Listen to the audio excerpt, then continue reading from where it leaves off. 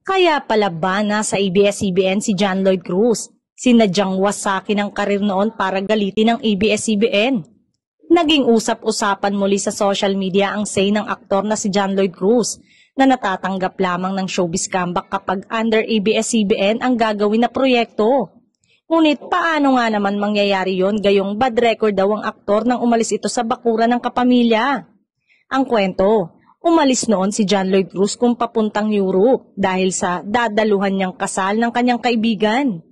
Matagal na daw ipinagpapaalam yon ng magaling na aktor sa Star Magic pero hindi siya pwedeng pagbigyan dahil meron siyang regular taping para sa kanyang sitcom noon ni Tony Gonzaga. Ayon sa kwento na sinadya ni John Lloyd ang pagiging pasaway bago umalis sa ABS-CBN. Yun lang daw ang alam niyang paraan para makaalis siya. Na nangyari nga dahil maaalalang kasama niyang lumipad papuntang Europe noon ang ex-girlfriend na ngayon na si Ellen Adarna.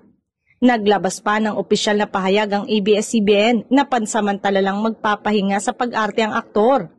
May mahalagang bagay raw siyang aasikasuhin sa ibang bansa pero mas maraming naniniwala na tinapos na ng network ang kontrata sa kanila at hindi na i-renew pa.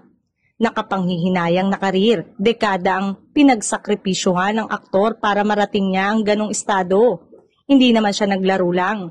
Matinding talento at panahon ng ipinuhunan. Palaging may panahon para sa realisasyon. Sana rin daw ay maisip ito ngayon ng mga baguhang artista na pwedeng masira sa isang iglap lang dahil sa gagawing desisyon.